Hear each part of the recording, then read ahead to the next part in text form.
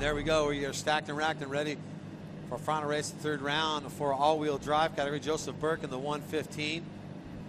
So we've got Tanner Faust. Tanner is looking to get into the A final. Next to Andreas Eriksson, we've got Art Gruska, currently sitting in the B final. We've got Joseph Burke. Remember, Joseph had a great last race. Here we go. Joseph was edging a little bit there, but Tanner has got it off the line beautifully. But Art Gruska's going to try and go around the outside of Tanner Faust. Joseph Burke, in turn, is going up the inside of Art Gruska. Not enough room to do that there. Discretion, the better part of valor. So it's Tanner Faust into Folsoms for the first time. Gruska and Burke. Remember, Gruska and Burke had that great battle where Burke jumped in front of Gruska. So let's see what happens this time. So Tanner Faust into the warehouse, followed by Art Gruska, followed by Joseph Burke.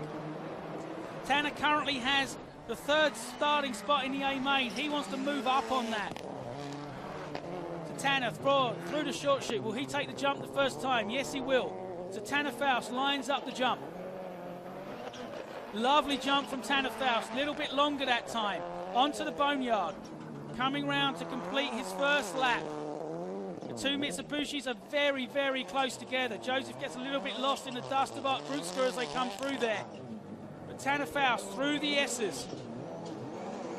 Starts with 3 laps to go for Tanner as Gruska and Burke go onto the boneyard.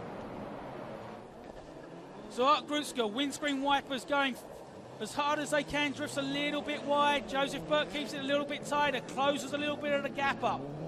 Now remember, Gruska's got about 100, 150 more horsepower, and Joseph Burke is running a more limited spec engine in that car. So Burke's doing a great job to keep that tight to Gruska. Tanner Faust down in the hairpin complex now. Gruska coming through the short chute. Remember, Gruska hasn't done the jump, nor's Joseph Burke yet.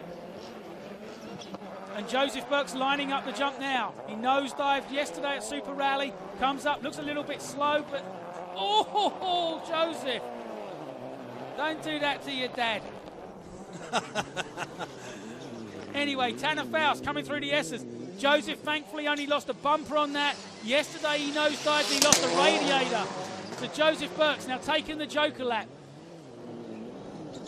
Got a little bit of smoke from a rub, but not the hoses. The hoses are on the front of that car. Now he's going through the warehouse now. Now the bumper's still on top of that jump, so we'll see if Gruska takes it with that bumper on there. Joseph might send him a check if he does. So anyway, Joseph Burke gets a little bit loose coming out of the warehouse, collects it all up together through the short chute. He knows he's got to put ground on Gruska. Let's see when Gruska takes the Joker lap and jumps to see if he can jump back into Joseph. These guys rally together all around the United States. Art Gruska's got a problem there. I think what happened is Gruska lined up the jump, realised that he didn't quite have the right entry speed, and wisely backed out. We saw what happened to Andy Manson earlier. You can see the front of the redesigned Mitsubishi Lancer of Joseph Burke coming through the boneyard now as Tanner Faust goes on to his last lap. Joseph's got a little bit of smoke coming out from underneath his car. Hopefully that's not too significant, but it is blue smoke, which is never a good sign on a rally car. Tanner Faust, last lap, comes through the short chute, heads down into the hairpin section. Remember, Tanner's already got 5th fastest and the 2nd fastest. The man who popped his shoulder out yesterday when he clipped the trailer tyre. I'm sure he's driving in a lot of pain. As Joseph Burke makes a mistake entering into the hairpin section, gets a little bit too loose, kicks up the dust, gets away with it. Tanner Faust is already on the boneyard. Checker's being ready, he comes through Folsoms.